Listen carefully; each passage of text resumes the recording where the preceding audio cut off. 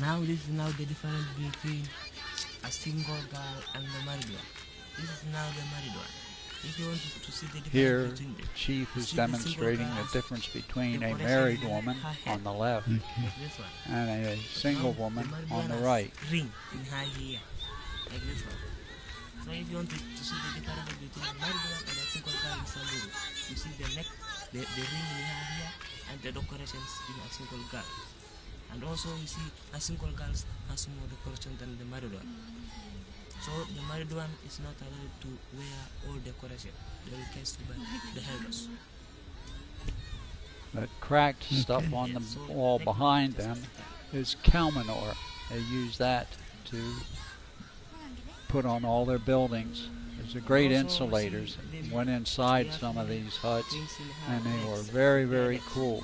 So you see one have many Even though it was hot outside. This one it does not have many decoration.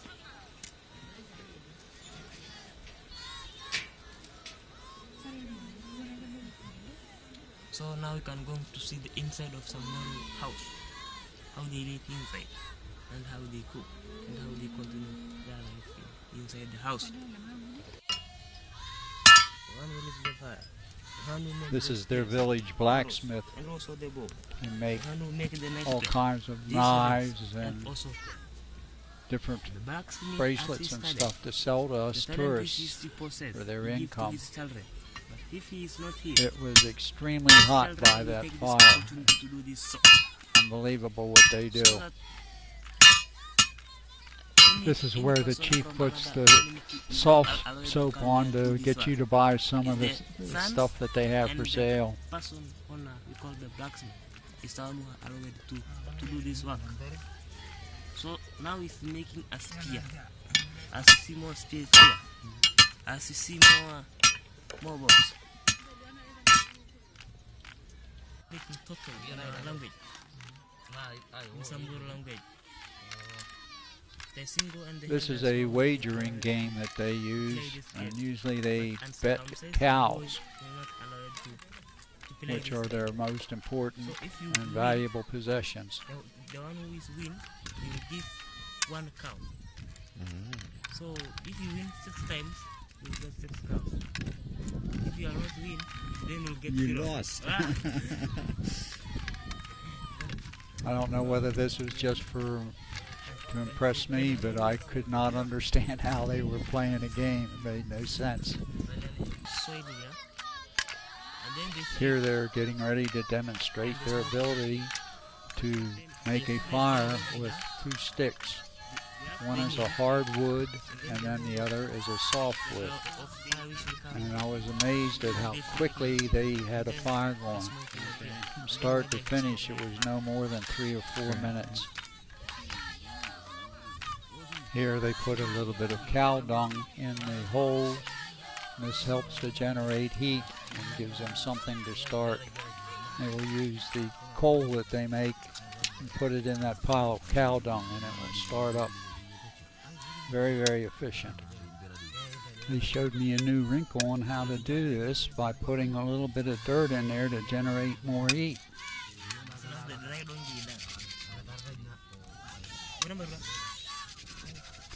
The gentleman's braids are from cow dung mixed with a red dye to make his hair look like that. They use cow dung for everything. They use cow's milk mixed with blood and cow urine as their main staple for the men.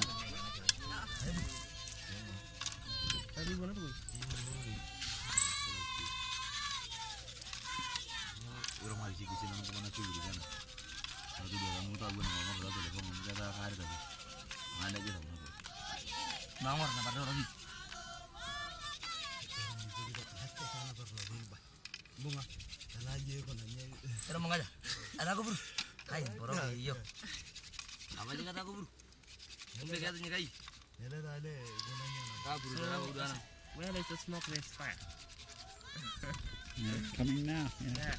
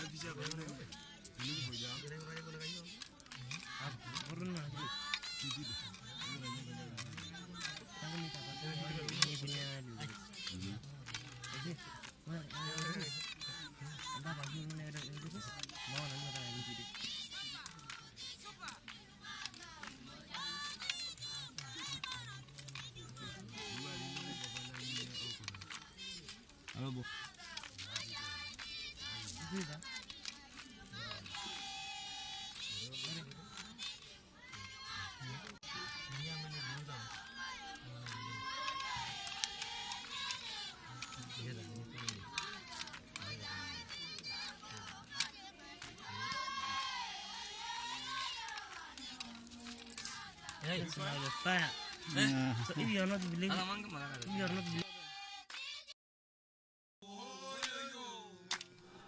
The warriors always have those sticks or a spear with them. They're quite efficient with fighting with them. Although they never fight with one another, that's taboo. They fight with other tribes or people, but never among themselves.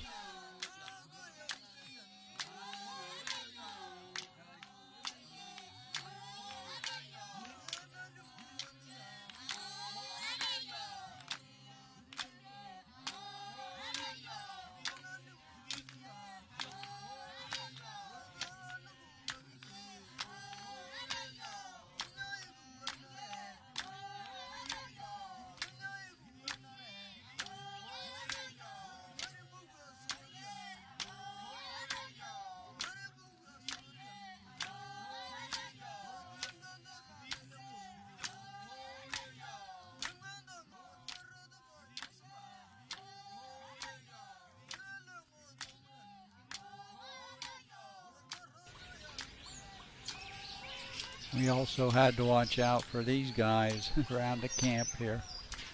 They would steal anything that wasn't nailed down.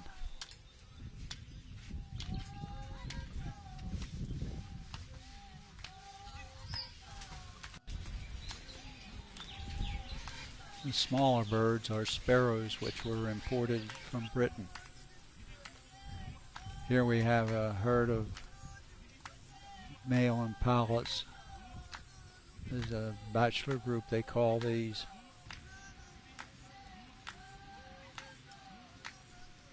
Finally, an elephant that didn't charge us.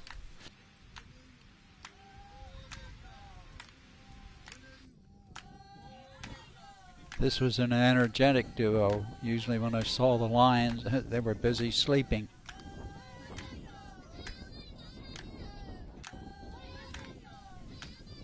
A large herd of oryx that we met here.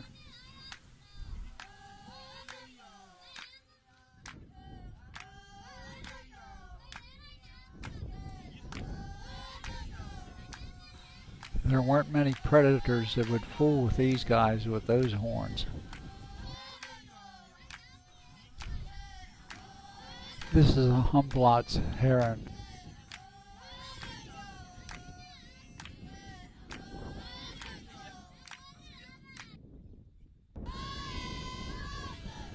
Never did see what this secretary bird was chasing after.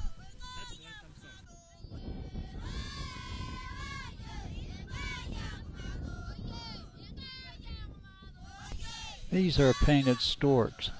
The bird in the foreground, the dark feathers, is the young painted stork.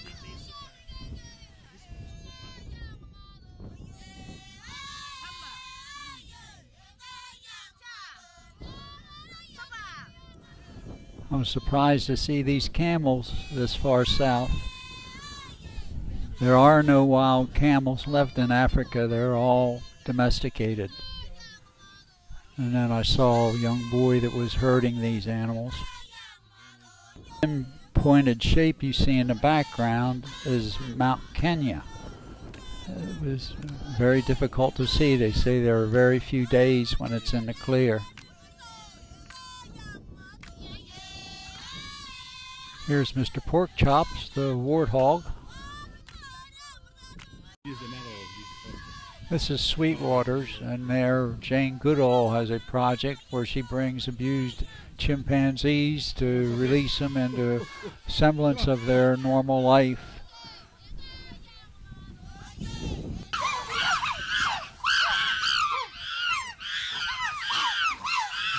Sometimes they know my fight. Oh yes, you know they are not the same mother. They are often from different mothers, but being produced from one father. This is an island that they've set up for the chimpanzees to be released on. This is one of the big alpha males.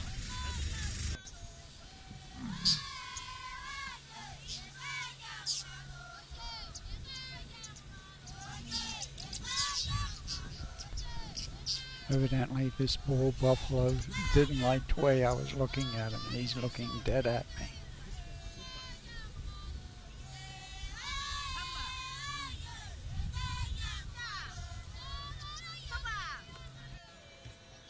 This is the other species of zebra. Their stripes are much wider.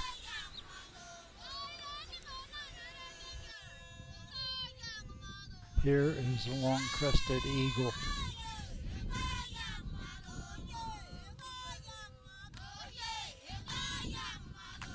There are two types of jackal. This is the black-back jackal.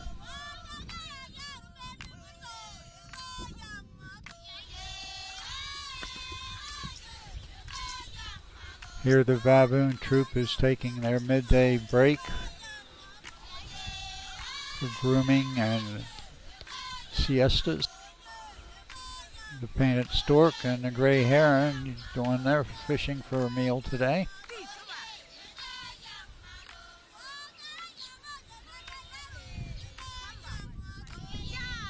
This is the hartebeest. It's one of the larger antelopes.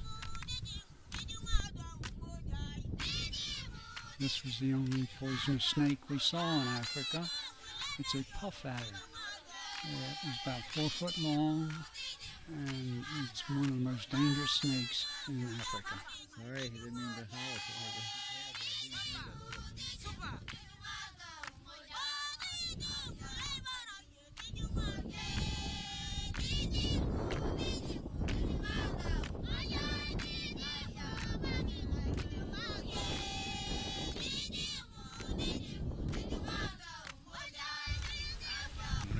This is Marani. He was raised by hand and released in the reserve here. He has his own personal guard to protect him from poachers, because there's very few of them left.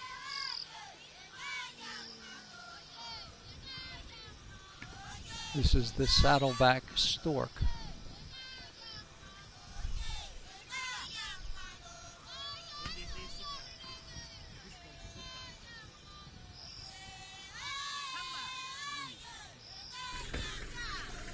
When this big male came out of the brush, he sat down about 15 feet from me and looked directly at me. I didn't know what was going to happen.